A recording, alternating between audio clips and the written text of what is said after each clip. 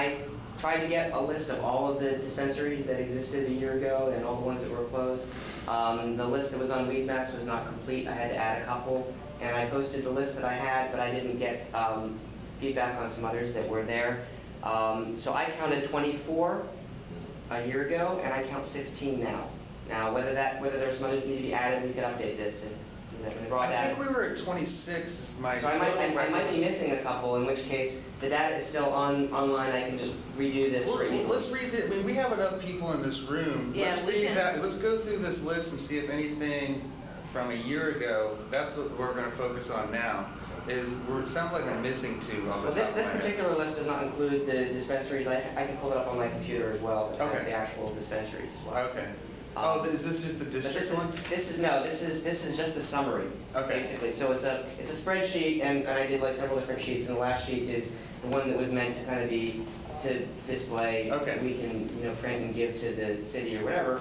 But this may need to be amended with additional dispensaries are included. But assuming that this data was correct, then the impact that I kind of showed here was how many dispensaries were lost in that community and how many are left, basically. So in the 94102 zip code, Hayes Valley, Tenderloin, north of Market area went from 1 MCD to 0.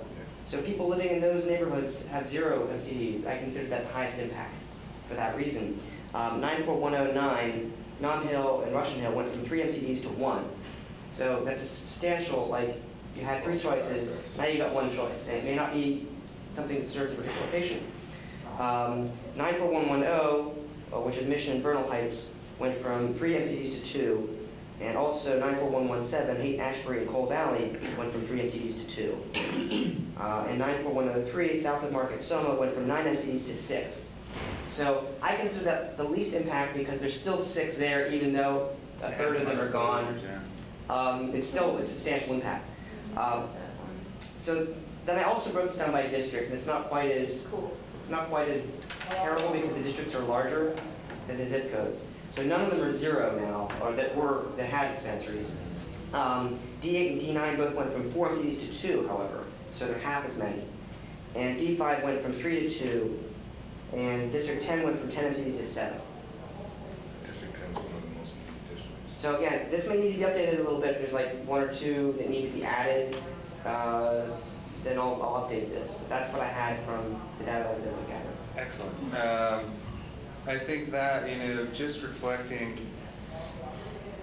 the different district impacts and the different neighborhood impacts, I think is an important one. So if you think about it in this city, that's definitely how people think. I mean, we move towards district races. You start talking to people, it's all about their district and it's all about their neighborhood kind of thing. We very much live in a city that is kind of segmented by neighborhoods, and people really identify and live most of their life within their own neighborhood. I mean, you might have a couple of neighborhoods that you cross over into on any given day, but the average person, probably spends most of their time in their own district. Plus, the people that have health conditions that may be difficult for them to travel outside of their neighborhood.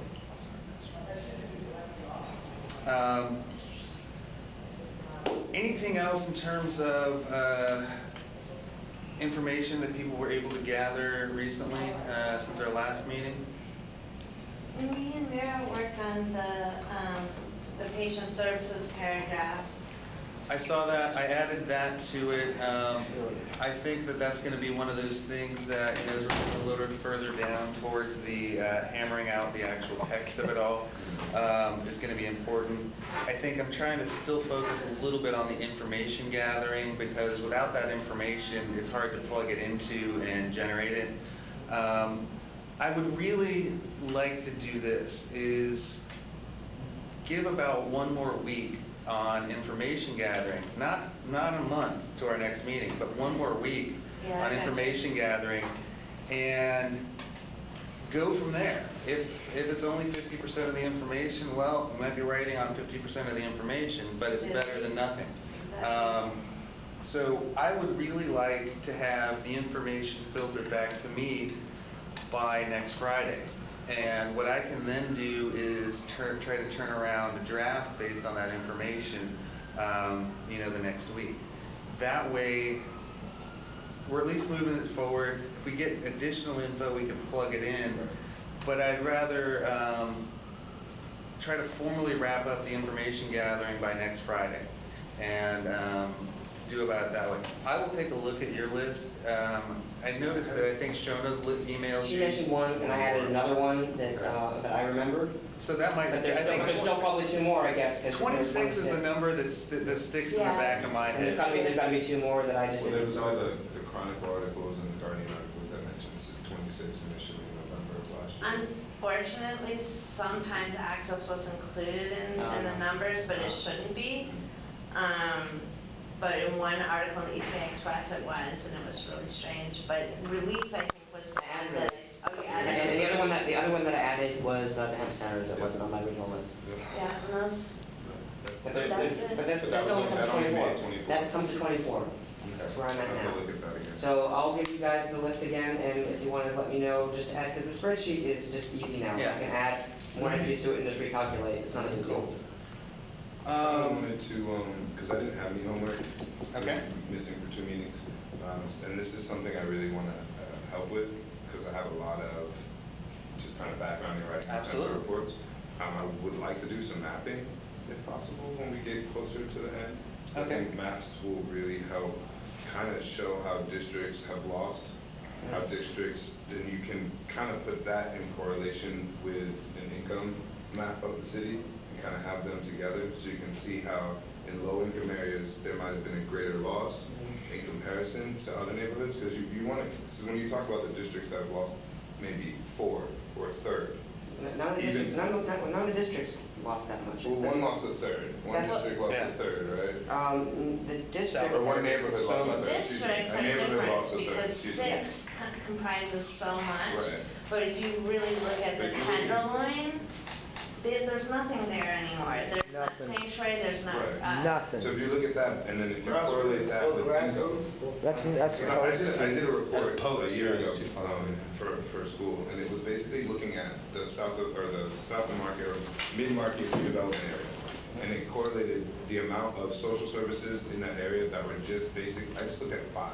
I looked at homeless shelters, drug and narcotic treatment centers, and things like that. I just looked at 5 needle exchanges, things like that. 5 basic services that were offered in the city. If you look at the percentages that are within like a quarter mile of what the government is calling its biggest push to redevelop, it's like the concentration is like 90% in terms of the entire city. And then when you look at that, I put that map up where it's like purple right around the area, it's like really deep color, and then you look at that versus income, and I made purple the higher income areas and light colors, the lower income areas. It's the exact same. You've got concentration in lower income areas. And so it's the city's policy to cluster. And now if you take that and then you look at loss in those same areas, I bet you'll find that you've lost the most in those areas that are needing it the most. I think that's such an important thing to demonstrate. And so maps kind of help really that. like what you're saying. Numbers hurt that. Maps are like, oh. Well, I like your mapping idea. I also think something that we should try to reflect in the mapping, and I think just the fact of doing it will help, is the fact that we have huge portions of the city that really aren't served at all. Exactly. Not just underserved. I mean, the outer Richmond, the outer Sunset, you start getting out in the avenues. Limited access completely in general. There's little to nothing. What's the furthest west dispensary? Geary Street? Yeah. 12th, Geary. I'm sorry. Yeah, Geary and 12. And unless you actually know about it, because they don't do advertising, There's there's no signage. really look at them. When I've walked by it many times and not seen it. She is the oldest operator in our city, and she's weathered almost every storm, so hats off. But it's really hard to find her spots. I'd just like to point out that this list does include all the zip codes, so that you see the ones that have none as well. So I think it's worth when you're It's easy to correlate. presenting this in a graphical way. I think maybe you and I could work together and take this and have both the data and the graphic to display it without including the names of the dispensaries, keeping it in kind of just a summary. Totally. Yeah, I think that I just would want be. to offer my help in No, I think more that's. ways because I didn't have any homework. I think that's great. Let's spend a minute, brainstorming on anything else we should try to include in this report, because after today, we may still be looking for more info, but I don't really want to expand the scope of this report after today. We have to close it off in order to get the ball rolling. So let's spend a minute brainstorming on, is there anything else that an impact report should include that we haven't discussed? Can we talk about what it does? Well, yeah, let me highlight what we've done is we're trying to reflect the number that have closed since October. We're basically looking at doing a status update that says in October 2011 the situation was X, now currently the situation is Y, and that's largely as a result of the DOJ letters. We can't say it's 100%, say it's 95%, but I'm not willing to say it's 100%. So that's a truncated version of what we're trying to do, is trying to show the difference between October 11 and present. And that's entirely based on the DOJ sending out letters and closing down dispensaries. One of the other ones that I don't know how to get the info, but would be helpful info, is the fiscal impact to the city.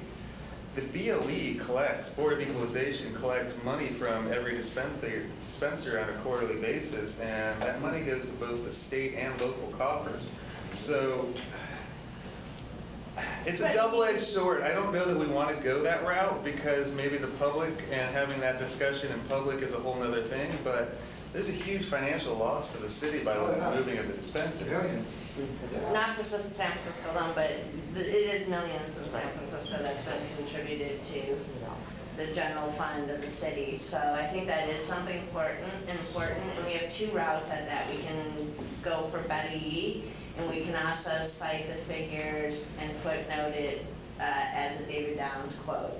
So therefore, couldn't we do that? Well, I want to see this David Downs article before I rely on it, and see exactly where he got his info from, because these days, and I have no idea who Mr. Downs is, but these days I don't trust a newspaper as far as I can throw it in a stiff breeze.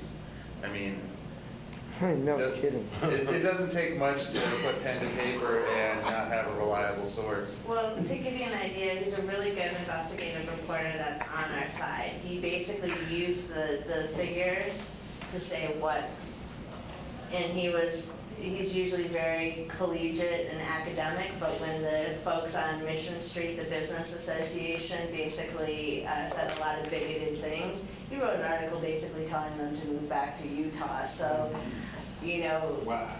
Yeah, it was pretty, he's pretty, his tone is pretty collegiate to write something that, so my feel for him is that he's on our side, and my feel for him also is that he's a very thorough investigative reporter. I don't know, what would you say? Well, forward it, and I'll certainly take a look at it. That would be awesome there if you could forward it. Looking for it right now. All right. He also did a great expose of Cambia. So. Any other ideas on what we should include? So that's roughly right now I've got fiscal impact, access that's lost, both Jobs.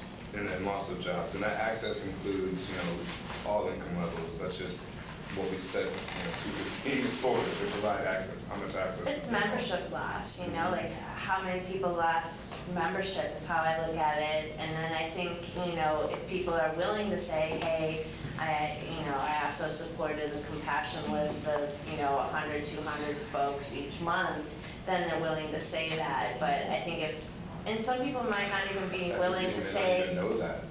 True. And some people may not even be willing to say how many members they had at the end because of the concept from Melinda Haig that now she's going after the sheer size, but she's not.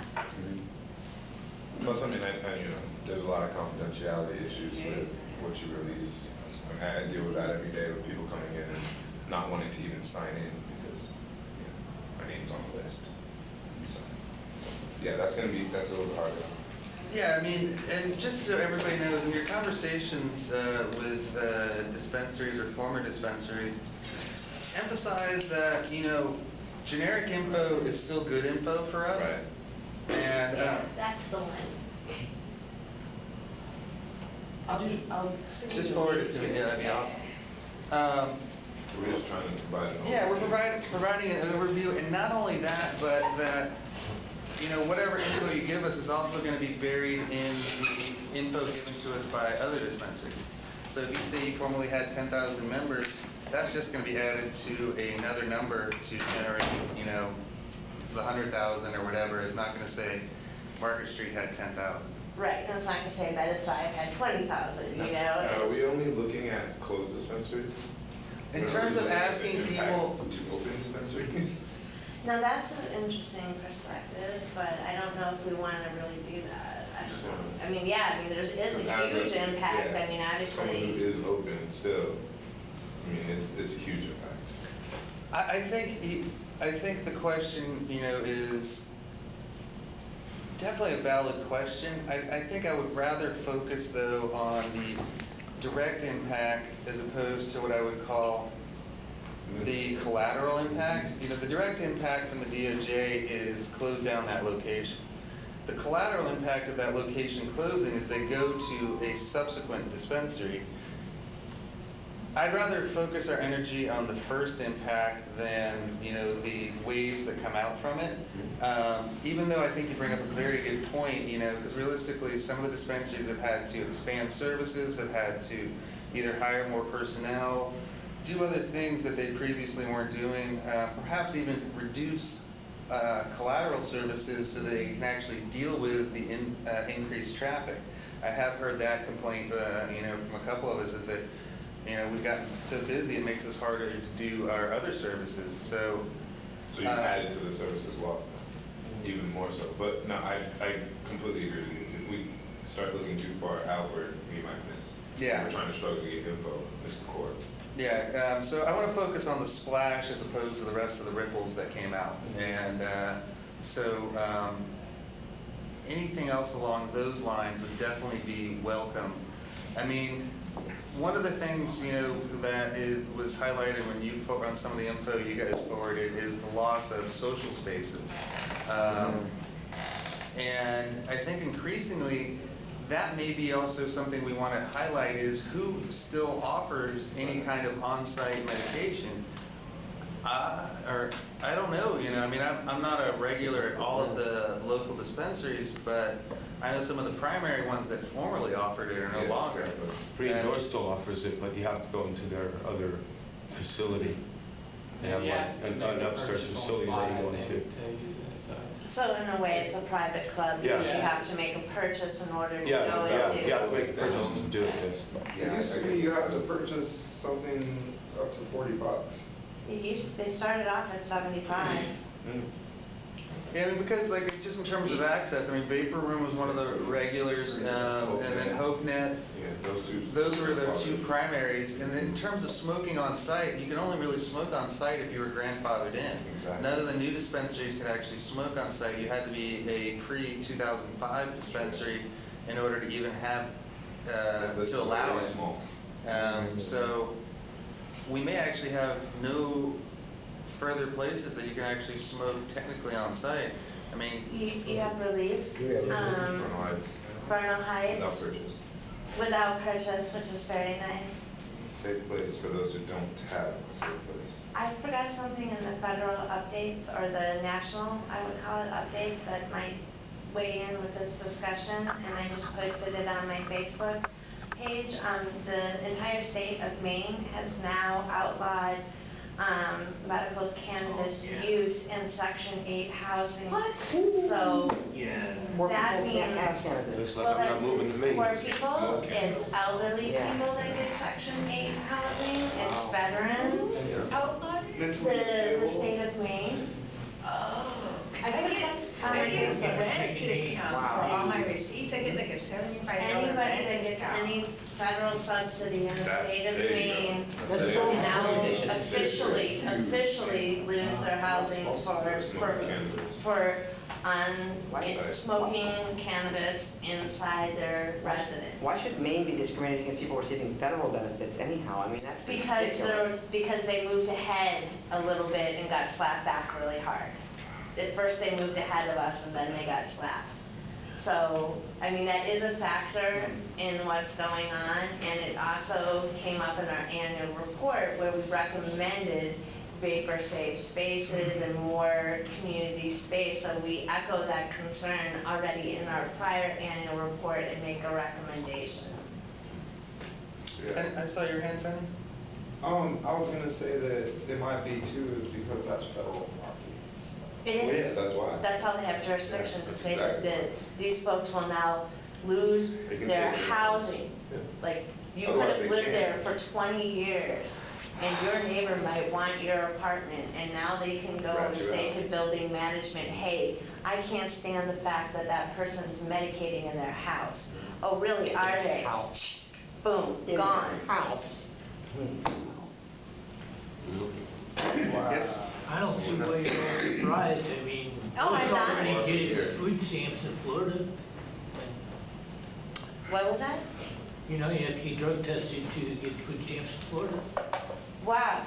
Yeah, That's they pretty doing that for, Big people brothery. renting on. And because they're watching you. But how do we, I mean, how to, you know, it's sort of a tricky thing too, because it They all became a come huge in. issue in all They the come to early second permit system. hearings, you know? Which is the next place where we're gonna get slapped. The whole concept of it, seeing it as dangerous. I think what we should do is, from my perspective, I think we should include a small paragraph on the importance of socializing in community and the fact that this, the MCDs had played a role in doing that, and just kind of really brush over, you know, the idea and then include the fact that it's no longer available. I don't want to focus an enormous amount of time on it. I don't want to exclude it though either. I think it's very important, and I think the more people that are involved in it, the more important it is to them. Somebody on the outside probably doesn't appreciate the actual value of what we're talking about in terms of having safe access, a safe space to hang out and just medicate. So I want to include it, but I don't want to try to lose a lot of momentum by focusing on it too much. Right. If that makes sense? Yeah, because I think our tone is very factual and straightforward, and that almost seems conceptual, but it's not. You know, Well, no, it's I mean, very concrete. yeah, You know, I and think- it's a very human need concreteness. But I think you're right. I think your average, even your average grower that comes into a collective has no idea how important it is to the folks also who may be practicing harm reduction. That might be the only space where they know people that aren't using. Yeah, no, I see the huge importance of it across the spectrum, even with our cultivators, when they can come together and discuss just techniques. They form their own circle. You know, I've got people who come in with disabilities where they can actually get together with other people with like disabilities. And then you start to see a really beautiful socialization where maybe outside of the collective, they're solo. You know what I mean? They're not interacting with everyone. And then they come in and they've got people to interact with. And it's, Isolation. yeah. My whole social life or my whole adult life is based on doing the dispensaries. It's not Just a to put rarity. that out there. It's not a rarity. You're not alone. You know, if you want to just spend a few minutes writing a short paragraph about that, and I probably won't include all of it, but I'll definitely do some of the ideas that you write down, and just email me that. I mean, and it can just be a little personal anecdote of how it plays an important role in your daily life, or you know, just share some of what you just expressed. That would be awesome. And because I think it's true for more people than we appreciate. You know, I mean, I think a lot of people, unfortunately, once you're given some kind of difficult diagnosis, put the blinders on themselves trap themselves in their own box and don't even venture out. And I think just sharing some of that could be awesome. I mean, I agree. I mean, Access Love for me is like my whole friend network, my whole disability safety network. And I also think there's a component that clubs offered that we don't speak about as much as we should, which is social service navigation. I think there's a lot of people at the different dispensaries or sort of the older ones that are still connected to cannabis culture. You know, if a person came in and said, hey, you know, they threw me off my SSI and I don't know where to go and da-da-da-da-da, and then they're, you know, there would be somebody there that would say, hold on a second, let me go to this resource guide, let me make this call for you. And that one moment of advocacy, I know has saved people's disability, I know has saved people's housing, I know has helped them file cases, you know, where they were wronged. And the best, like, terminology I learned for it was from Reverend Randy, and she said part of what Access of Love does is social service navigation, and you need to That's huge. articulate that. Huge. And I never kind of realized that that's kind of what a lot of the advocates in this room do for other patients, you know, is go. That's right.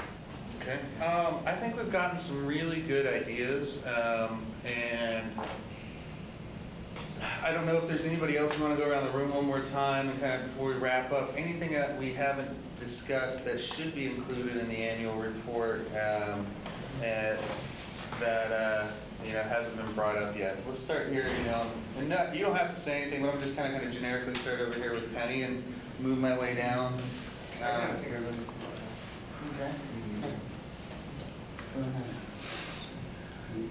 No, good. I think that we should aggressively push to make cannabis deschedulization a part of the Democratic platform as a civil rights issue, as well as same-sex marriages, a civil rights issue as well. So I think that rights are being trampled here, and we need to make it part of the Democratic platform. We've got to get the Democrats to grow up here. Can I ask Sandra, because she's now the chair of Veterans Group, if there's anything, because I know like now our veterans services were outside of Access were basically like Divinity Tree, HopeNet, and Vapor Room, correct? Right.